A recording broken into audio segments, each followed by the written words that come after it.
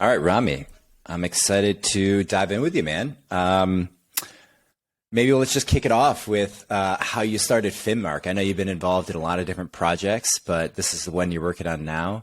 What was the transition to what you were doing previous to the moment of inspiration with Finmark? Yeah, so Finmark is financial modeling, planning software for startups, right? We help startups make sure that they understand their finances and never run out of cash. The reason I started Finmark is that in my last startup, after taking a growth round of equity, a $20 million Series B from Bessemer, my CFO made a mistake in our finances and double counted cash for our customers. And we didn't discover that mistake for about 5 months. When we did, we thought we had an 18-month runway. Turns out we actually only had like an 11, 12-month runway. And we weren't even like performing to plan. So we actually ended up even with a lower runway than we would have imagined. So like that mistake forced me to lay off 60 people, forced me to like really regroup, kind of go back to my investors and grovel and apologize for just blowing blowing our wad way too quick with the Series B raise. And it took a toll on the company. It took us a couple of years, but we recovered. We sold it for over $100 million. But that mistake was like pinned in my head. And like after selling that company, I got to work on Finmark so that like other founders don't end up in the same position that I did. Wow. Damn, that must have been stressful. Dude. I can't imagine at the time if someone were to say, hey, don't worry, there's a silver lining. You'd have been like, shut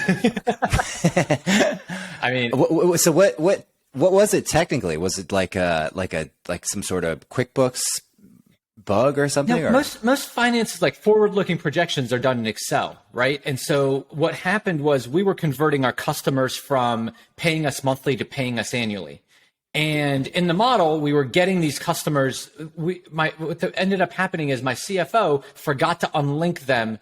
Every customer that we converted to annually, he forgot to unlink them from paying us monthly as well. So the ARR or MRR looked right, but in reality, the Excel sheet was expecting double counting them, right? They expected us to get one annual payment and then monthly payments from there on out.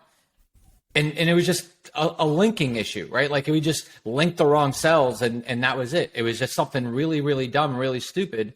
But that's the problem with Excel is like it's super error prone. Yeah, it's highly customizable, but with that, there's a lot of, like you said, highly error prone. So was that Distil Networks?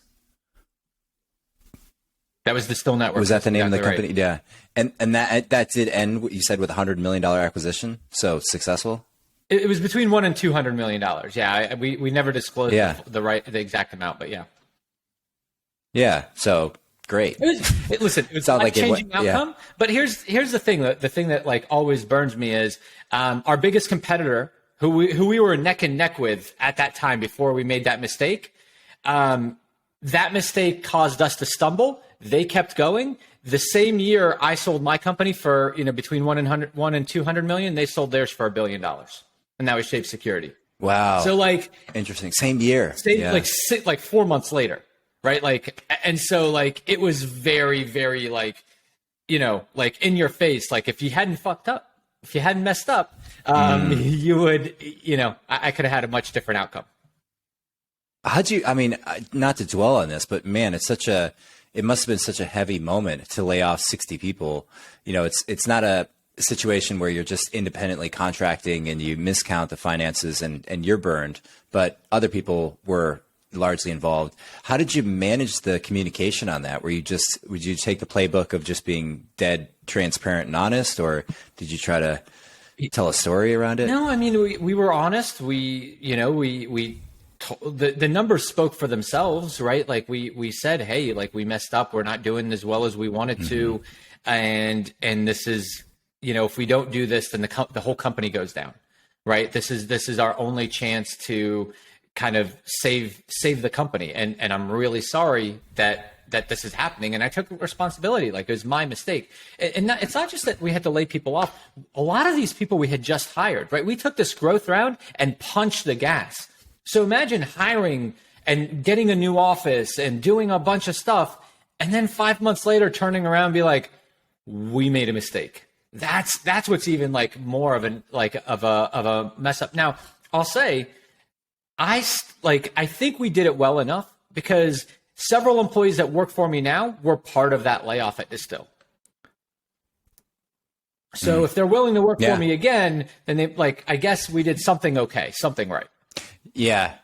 Well, people can forgive mistakes. I don't think people forgive character traits. Yeah. If there's something you did and you're honest about it, oftentimes it's the mistakes you make that show how your character is in difficult moments. So that's in a way it's a blessing in disguise because people get to gain a new respect for your ability to handle shit when it comes up, which, hey man, that's not an easy situation. How'd you come up with the name of Finmark? It solidified my relationship with our investors as well, right? All of my previous investors reinvested in me again, right? They were my first checks in at Finmark. So to your point, right? Like win or lose, how you handle yourself makes a big difference and follows you throughout the relationships that you foster. Yeah, hugely. And just communicating often. I find people tend in that situation. I mean, I've been in a similar situation where we raised too much money and had to give money back because of regulatory changes. And the thing that saved us was just communicating like almost painfully often, where it's like every week we're sending a quick email and this is what's going on. This is what we did. This is what we're thinking about. And it helps people you stay top of mind. You stay, you can't hate someone if they're constantly telling you what they're doing and what progress they're trying to make. It's the people who just disappear into thin air. I read a tweet a few days ago. It's like the quickest way to erode your reputation as a founder is just to not send any updates to anybody and ignore all, investor requests. And, there's a lot of truth to that. No matter how good you are at sales or product building or engineering, like you could throw it all away if you're bad at communicating. No, totally true. Totally true. Yeah. So what was the early days at Finmark like? Are you the CTO, technical lead? Do you have a partner who dives into the product side? How do you split up product scoping and early on? Yeah. So I brought in somebody that worked for me before as head of product as a co-founder and somebody that worked for me before in engineering as my CTO. I am very much a product person, but I know myself to be a 10,000 foot visionary, right? When it comes down to the nitty gritty, the details, I'm not as good as filling in the blanks, right? I'm not as good at writing specs and making sure I think about every single little aspect of things. So, I flanked myself with two technical people so that we can, the three of us kind of collaborate to build the product. So that was the founding team is a CTO, chief product officer, and me, where I do have go-to-market experience but my passion is product, but I still wanted to supplement that. But we quickly, ramped up a team. It wasn't like us having done this several times now. It wasn't us just, coding ourselves. It was hiring a bunch of people that worked for us before and hitting the ground running. So we're 18 months old now and we're at 34 employees. That's awesome. Yeah. And you've raised about 5 million. Is that right? We've raised 11 million so far. 11. Yeah, awesome. We haven't disclosed all of the rounds, actually. We've raised a little bit more than what's publicly known. Nice. Yeah. Well, it helps to have cash in the bank for hiring and for everything else. Yeah. There's there's also sort of this impending volatility in the market where I think it's, as a founder, if I'm sitting here thinking, should I raise more or less? I'm on the side of raise more, just have it in the bank. I've almost I trip because I think that you could almost say that throughout any point in the last 15 years. But it just seems especially true today. I don't know if you have any high level thoughts on market conditions, but nobody can say it's not, craziness right now. Right. And so, when you see that capital is at its peak in terms of, cost of acquiring capital is the cheapest it's ever been, you take advantage of that, right? It's a local maximum. Even if you are growing as a company, you might outperform. You're never going to find these market conditions again. I think that's absolutely true. This is unprecedented, the amount of money that the government's been printing, the interest rates, the amount of capital that's flowed into venture because of all of the exits that have happened over the past couple of years. So take advantage of market conditions. I totally agree. Now is as good of a time as any.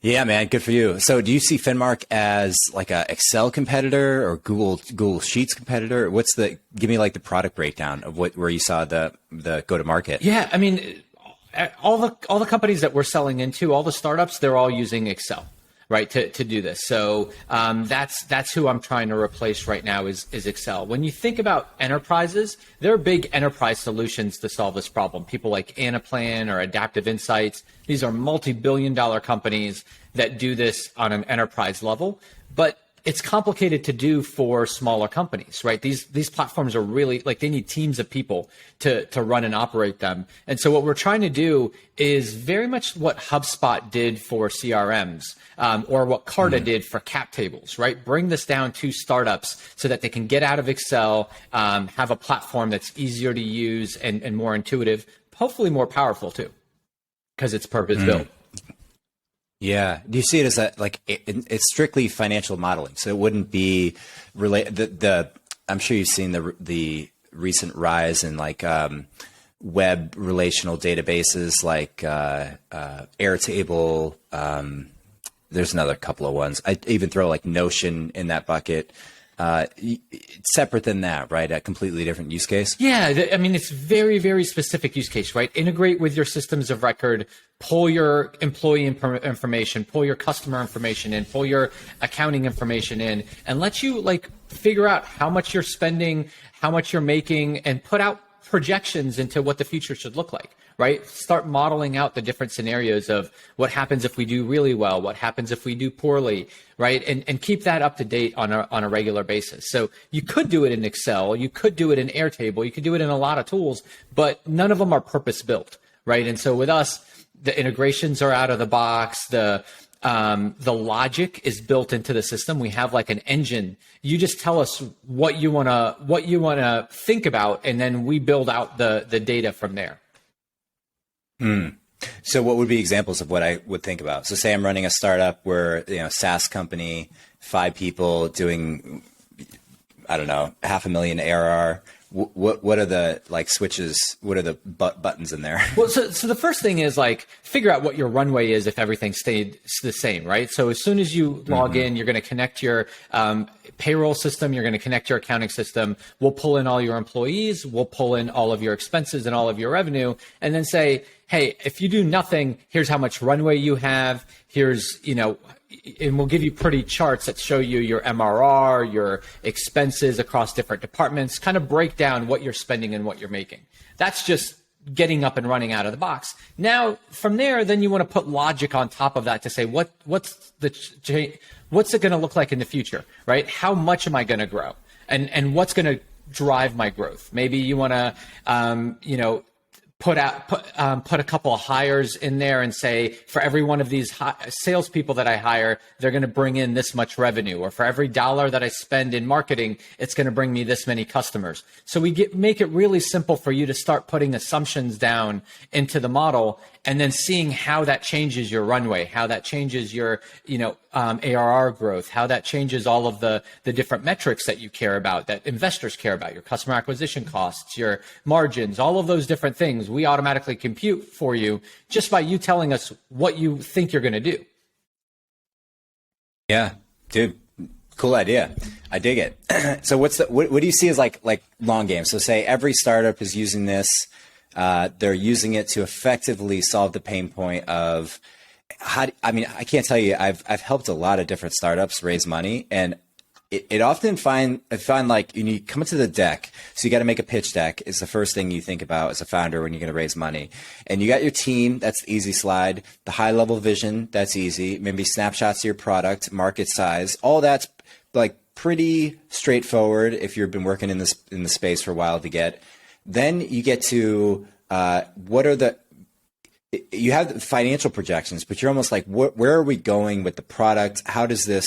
There's kind of like a product projection that's usually the hardest thing, which is like, how are we tactically getting to, checkpoint 1, 2, 3, 4, 5, and then the financial projections, which are often I find the reaction. Tell me if you hear this is different from other founders you talk to, but I have no idea what to project. So the projections are pointless. And when I talk to investors, they'll say, yeah, we understand that you're projecting, and so there's no known numbers, but we need a story that you can tell us using dollars and cents that lines up to a big valuation. And everything comes together. There's fixed numbers with assumptions, the number of customers that are out there that you know of, the number of potential new customers, how much they currently spend on your gizmo and gadget. And you can kind of like triangulate actually fairly well. But then as soon as you make the financial projection, it's wrong. The next day it's usually off. So I'm curious what your reaction is. There's a famous quote like about models, right? And it's that every model that you build, every projection that you build is going to be wrong, but some of them are going to be useful, right? And that's the whole point of this. Like everybody knows that you're not going to nail your financial projections, but does it come together? Right? Does it actually make sense the way that you've constructed it? Right? Because a lot of people, what they don't do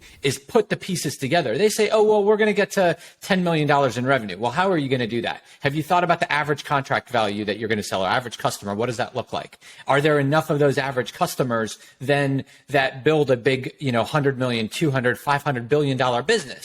Right? And so when you put those pieces together, and then you put it all on paper, and then you say, here's how many people we need to hire and all of that, it kind of just flows. When you put all the pieces together, it either makes sense or it doesn't.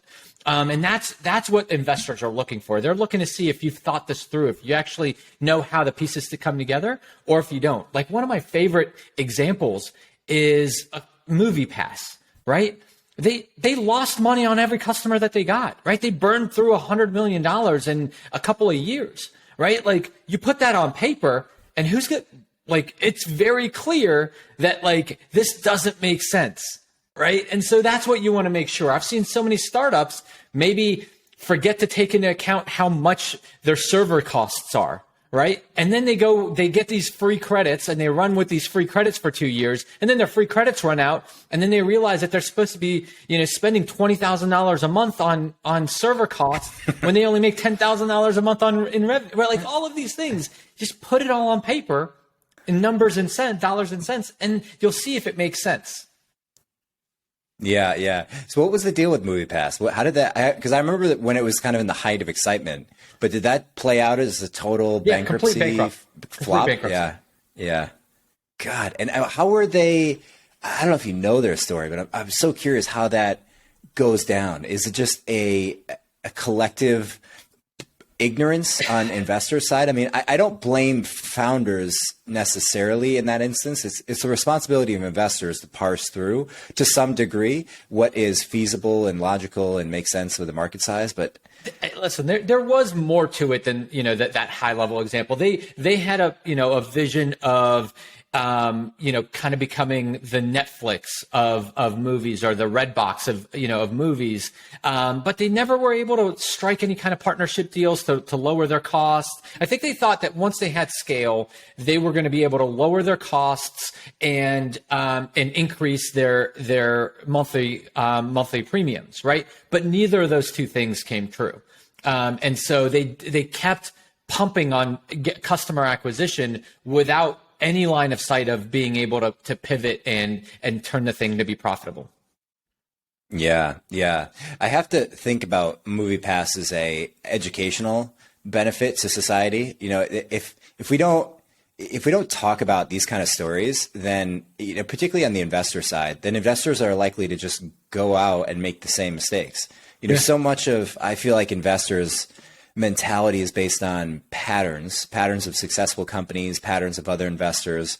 And these patterns you can see in the form of like the dot-com boom, which is before my time, but Uber was a big example of, okay, bam, light bulb goes off. Everything is going to be delivered to people in the house. And if you say Uber for, you can go out and raise money. Uber for dog salons. Like the Uber for was huge from I don't know, 2010, 2012, 13, 14.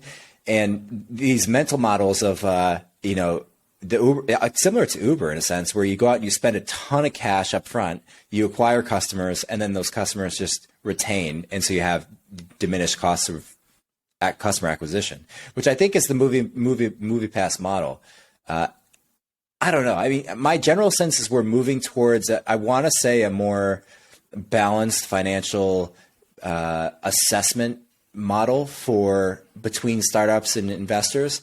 I think that kind of goes out the door to some degree with crypto, because now we're in the new frontier of how do you value these types of technology platforms.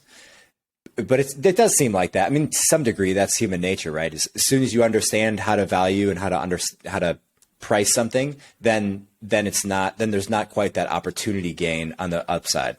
So, yeah, you're absolutely right. There's constant evolution in all of this, and it does fall on the investor. I'm not blaming the founders by any means, right?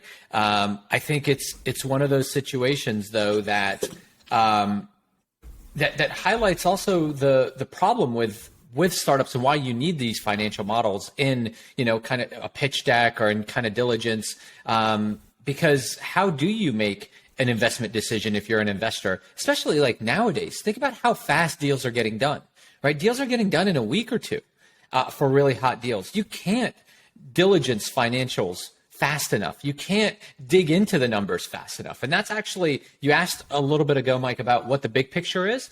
Like, part of our big picture is, what if all startups were using us? Then just like Carta automatically make sure that your shares are distributed properly, that the 409A valuations are done right, all of those things are just automatic, part of Carta.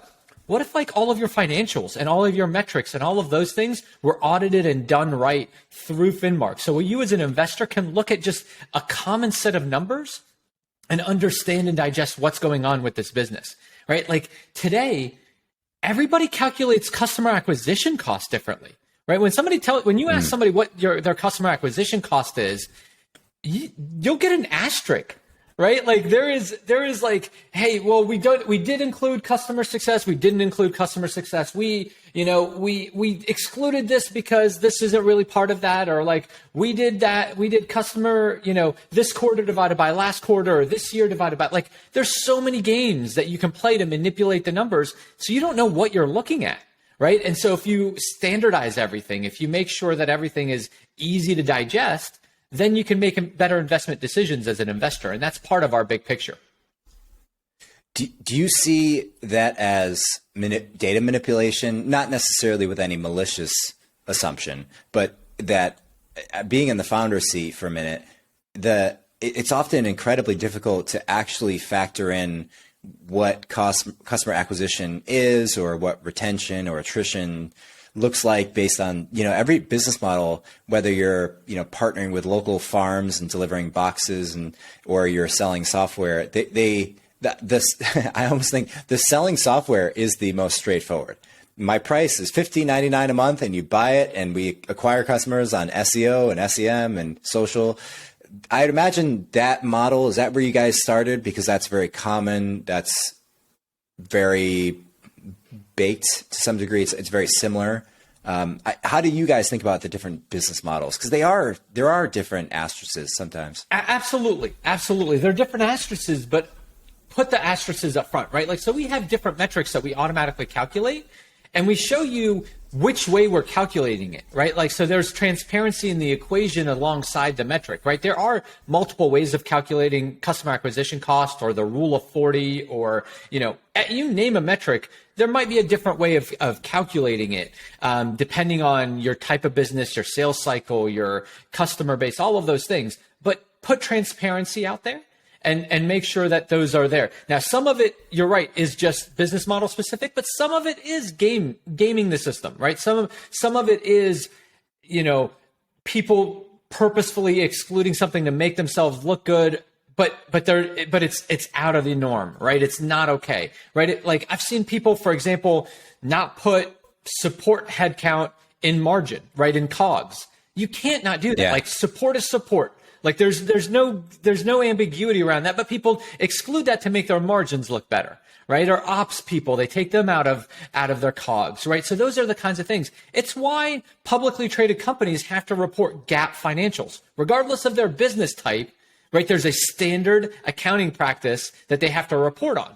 And then they can layer in additional data. I think there was like, there was, it might be Rent the Runway. Don't hold me to that. But in a recent S1, I read that, one e-commerce company, like a direct to consumer company, listed a their own version of EBITDA that excluded marketing costs.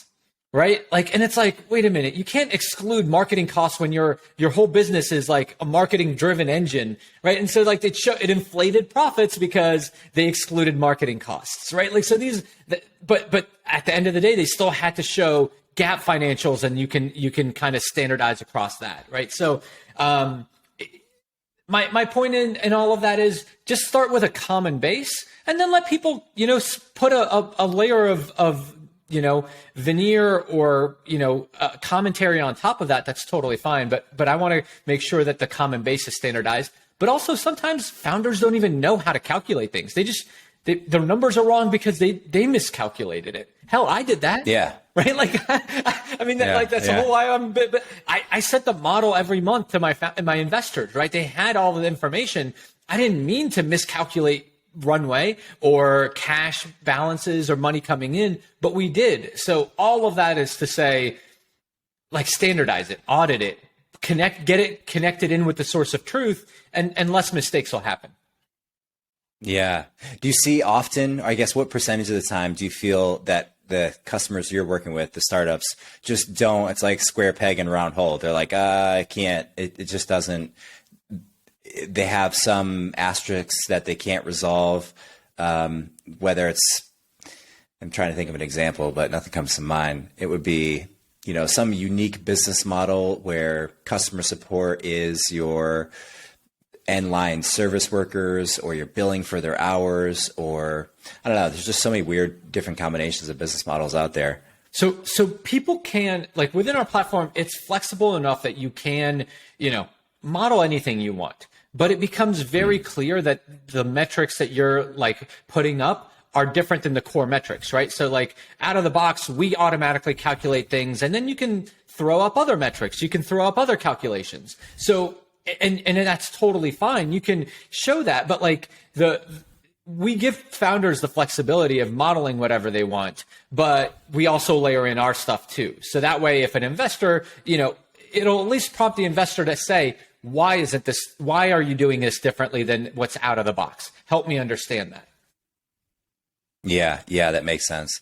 I want to ask you one kind of in the weeds question. I remember GMV with marketplaces being like, we had a pretty good financial guy on the team, and he had his CPA and was very familiar with GAAP accounting rules and all that, which I wasn't. But he was on the fence with how you calculate GMV in marketplaces in particular gets thrown around a lot. Yeah. So gross monthly volume. So that is, I think of this as the amount of money that comes into the company, period. Now in a marketplace, you're only taking a sliver of that, maybe 10, 15% margin. So think of like, Uber, for an example. The GMV would be the amount of money that people pay for rides. Yep. And so you might, when they say Uber is doing $1 billion a quarter in whatever they're doing in GMV, that they may have a terrible business model because they're losing money because their actual margin doesn't cover their COGS.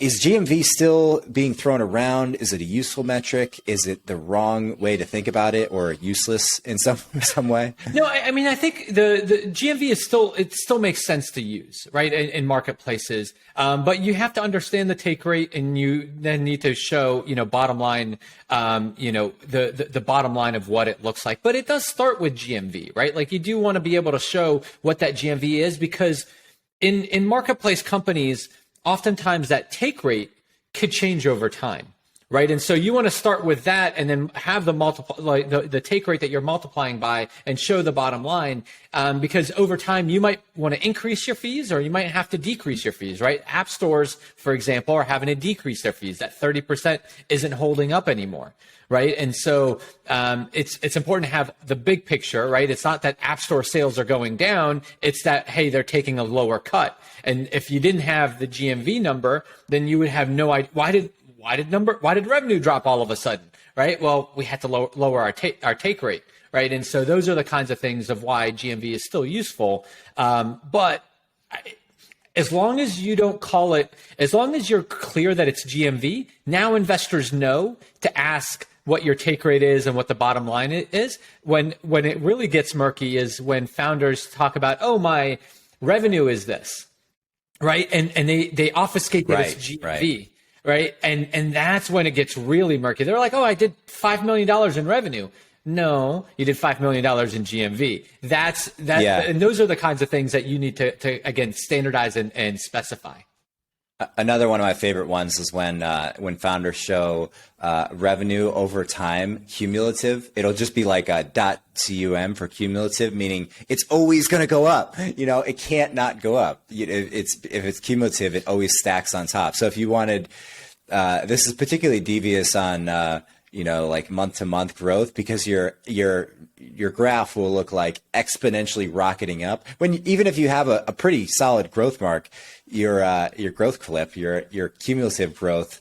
And I don't know, investors don't seem to push back enough on this. Like, I think it's not, I'm personally pretty against cumulative. I think it's a useless kind of tricky graph to throw on there. I agree. That one, and then how people define MRR or ARR, right? There's a lot of like these weird situations where, MRR isn't truly MRR. They include other revenue. They include like setup fees. People do all sorts of weird things. I mean, hell, I look back and I remember a time before we hired a CFO in my last company. I didn't know better. So again, this wasn't malicious, but this was to make our numbers look better. We would charge a setup fee, and we divided that setup fee by 12 and included it in our MRR number. But that's not actually MRR. That's not monthly recurring revenue. That's never going to recur again. That's a one-time setup fee. And so you can't put that in MRR. But hell, I did, because I didn't know better. And these are all the weird nuances that, again, we want to just automate away.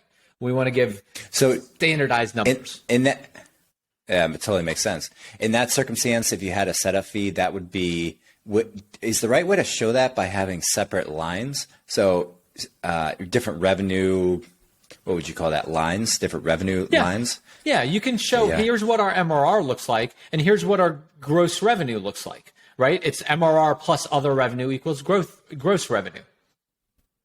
Yeah. Right, I've seen the craziest. I've seen people put grant money in under revenue. I've seen people put like the money that they make in interest off of the money sitting in the bank under revenue, and that has to sit below even and they just don't know. Maybe they're malicious. Maybe they just don't know better. They're like, hey, it's money coming in. We're making this. Where do we put it? Well, you got to put it in other income. That's not revenue. That's other income. So all of these little nuances. And by the way, I'm not a finance person. I've had to learn all of this thanks to like a couple of the PhDs in accounting that we hired. So like I now know what I'm doing. I raised $70 million without knowing half of this stuff. Right. So like, I'm like poster child for like why this stuff is like Finmark is needed, because I ran a company. I didn't understand my finances. I raised a ton of money. I, was successful, but like, I didn't know this stuff. So how do we expect other founders to know it? Especially first time. Is there actually PhDs in accounting? Yeah. One of my that. like heads of product is a PhD in accounting.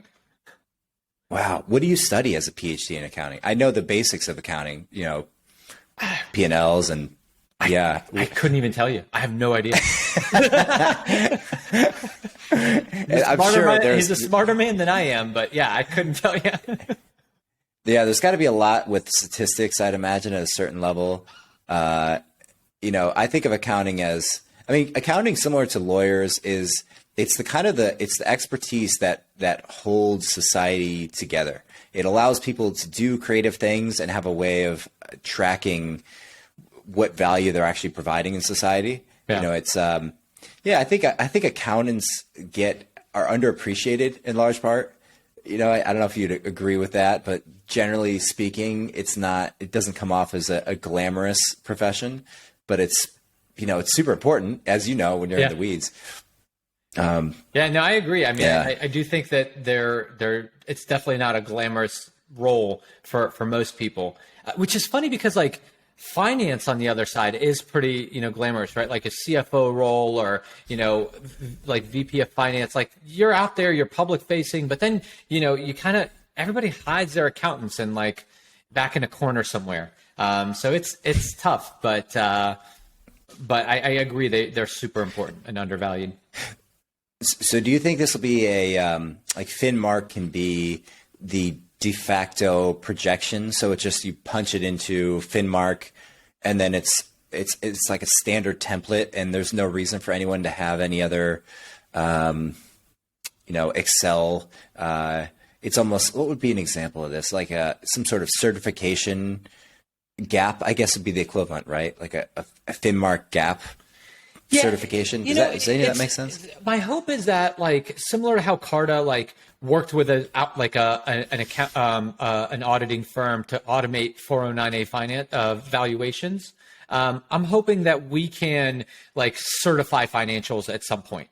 Right. And so when things are in Finmark that we like show the metrics, show everything and say, hey, like these are like understood and approved by us. We're seeing all of the back end data from your QuickBooks, from your Stripe, from all of the different things, and we know that these numbers are right. My hope, also bigger picture, is getting all of this data from all of the different companies out there, and then helping founders make smarter decisions. Right? If I can see what does well and what doesn't do well, everything goes into your finances, right? How many people you hired in every single type of role, where you're investing money into, what these metrics look like, how your growth rate ends up, right? So I can hopefully at some point we have enough data and we have enough, capital to hire enough crazy data scientists to automatically tell a founder, listen, you're not spending enough in marketing.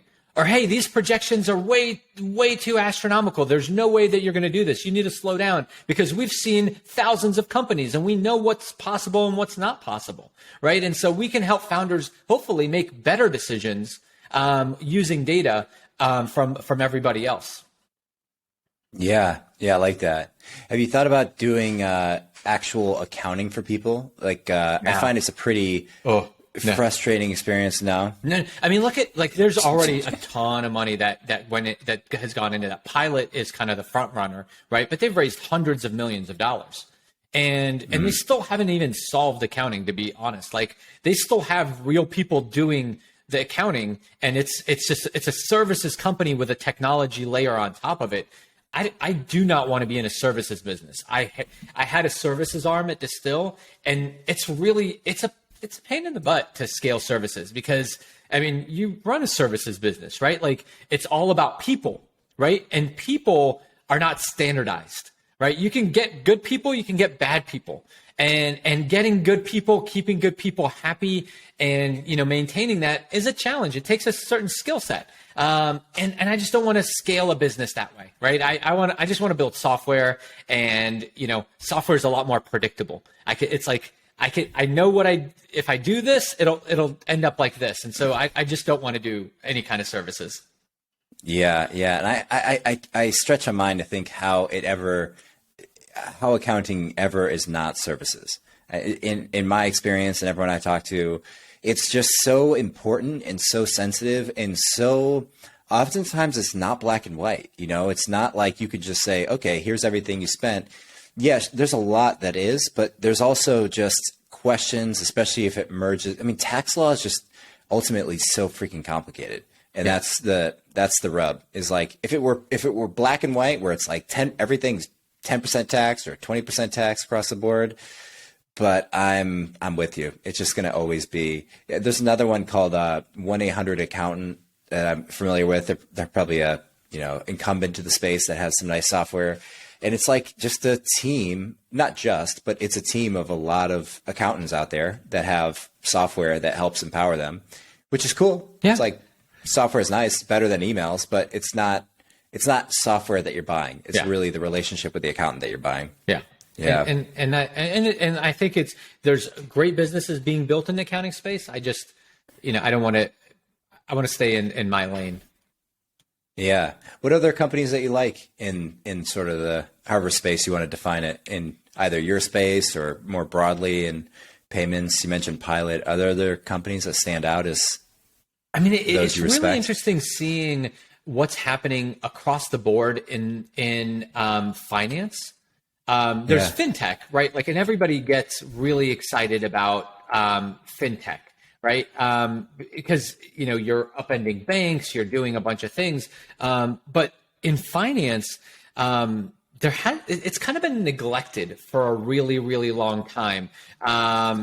If you think about like the CFO suite is like, they haven't really had any chance to like buy software. They're always a cost center. So the CFOs never invest money into, software. And we are part of that CFO suite now. Like, we are building tech for the CFO. And so now, like, you think about, like, for the first time ever, a lot of other companies are also doing this, like spend management, right? Like, so now, like, you have the incumbents like Concur, but there's also like the Brex and the Airbase and Ramp that are like helping you manage your spend better, right? There's like the Pilots of the world that are bookkeeping and financials. There's like AR and AP reconciliations like ChargeBee. There's a lot of these like companies now that are being built for the finance suite for the first time, right? Like, we've had stuff for sales and marketing forever because that's what makes us money, right? But now for the first time, the CFO is getting a little bit of love. So I think it's kind of cool to see so many new up and coming companies in that financial world.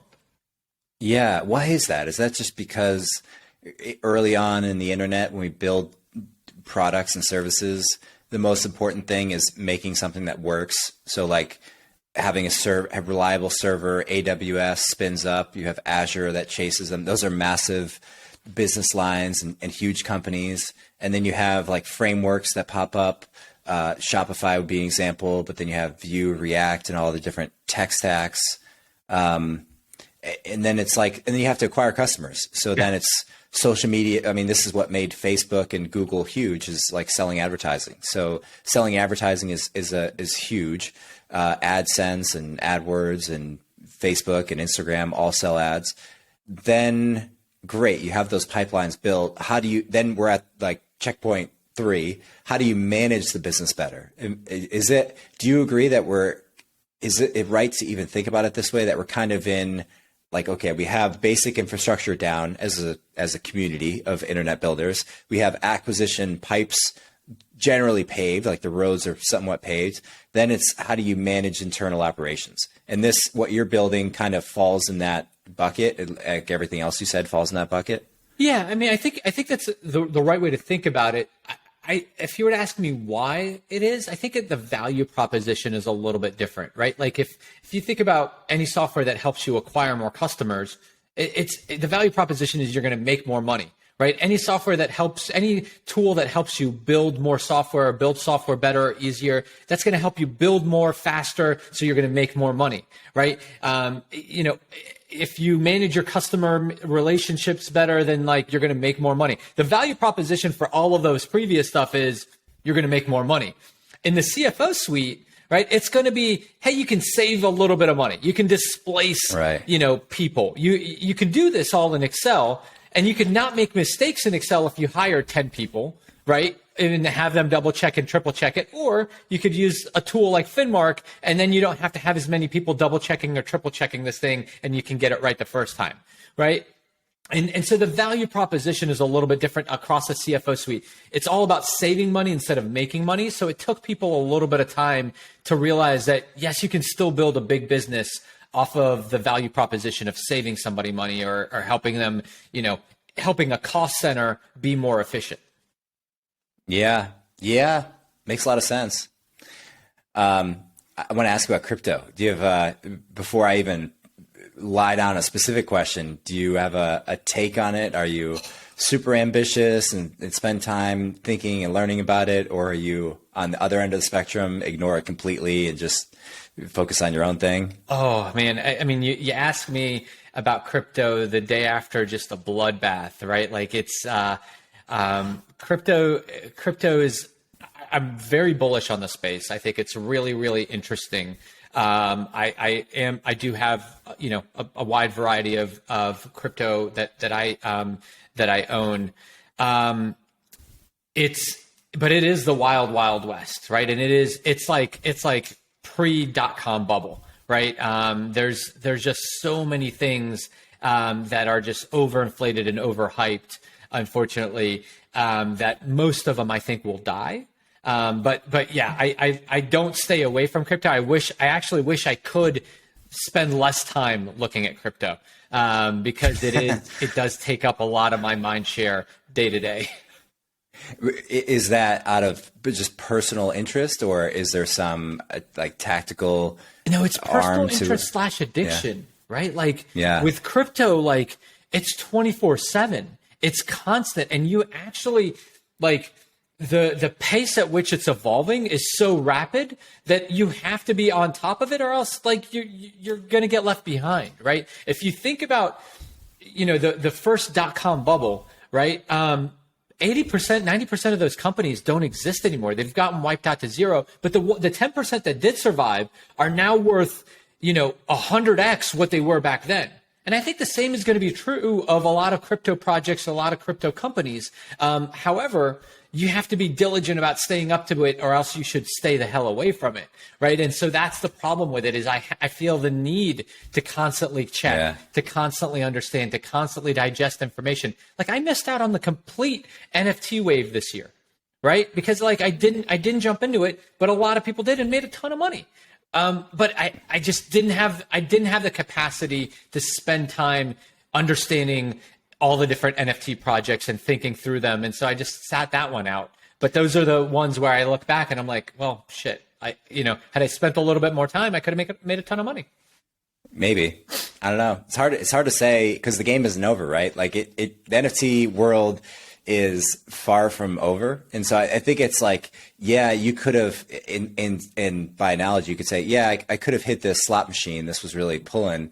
I made a lot of money, but then as soon as you make money with something, you immediately think, well, there's more gold to be mined here. Let's go back in. And I think my personal view is NFTs are in a big bubble cycle where the projects that I'm seeing going on behind the scenes, where somebody's just hiring a digital artist and making 200 pieces of some gorilla monsters of something, and they're just branding it well and throwing it online and pulling up a Discord channel, hiring a social media manager, and it's like doing, $1 million a month. It's like, the only reason those things are valuable is because people think that there are other people who are going to think those things are valuable. Oh, I and when those people don't come, like, listen, there's no fundamentals behind it. I completely agree. It's a short-term win, right? And that's, but I also think that's the same with crypto.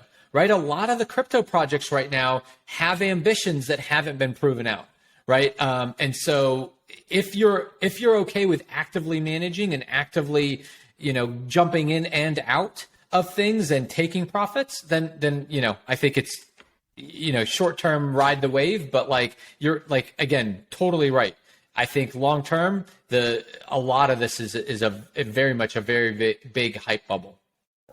Yeah. So when you say manage crypto or stay on top of it, like what tab are you pulling open? Are you just looking at pricing? Are you is there some financial modeling?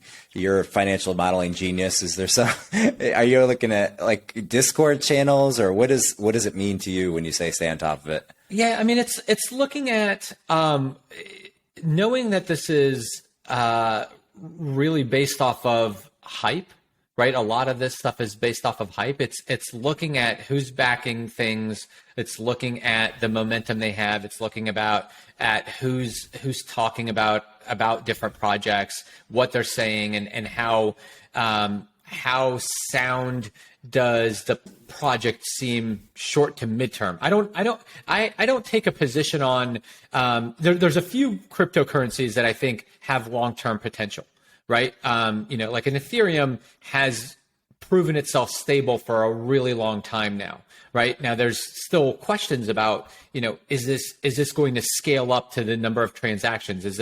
Are the fees going to be too high? Or is it going to get replaced by a Solana or something else, another layer one? But that you can kind of see coming and going. I just look at short to midterm. Is this going to be a rug pull? Is this going to be, somebody that just under delivers, like a Cardano, where they've been saying they're going to launch for a while and then they just never get out the door and then the price tanks. Those are the kinds of short to midterm things that I try to read the white papers and inspect and understand what they're doing.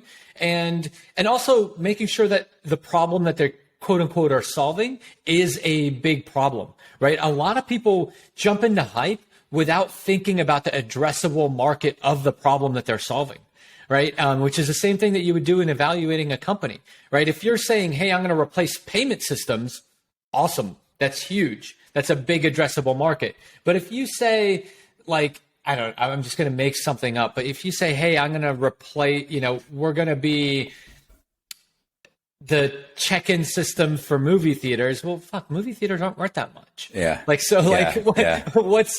point of that addressable market? I don't care how much hype it has. There's just not a big enough addressable market there. So those are the kinds of quasi assessments that I'm doing. But honestly, like I'll be dead honest, I haven't made a ton of money in crypto. Because it's, goes up, it goes down. I think if you buy and hold and just keep a small fraction and forget about it, that's a better way. But me getting in and out, trying to time things has not been as it's exhausting. Buy and hold. It's emotionally exhausting to get in and out, because there's no, as much as, you're a smart dude and I think I'm decently smart and I think, okay, I understand where people are and this feels super hot and everyone's very frothy and let's pull out. And then the price shoots up and you're like, maybe I was wrong. So let's jump back in. And it's like, this is the Warren Buffett mentality where, these new kids on the block are falling for old tricks, where he's like, you can't win making decisions without data, and ultimately I do believe that it comes down to access of information.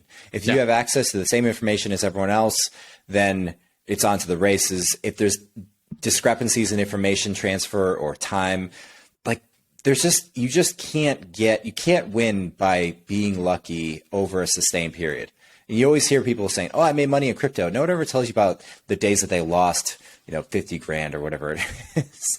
So yeah, I'm with you, man. I think it's the right move as a founder working on something valuable to just put some, I think, if you're in your 30s, you're not about to retire, you put in like, I don't know, half at most is probably a good, whatever people have saved up, I think. I mean, that to me seems like, because I'm with you.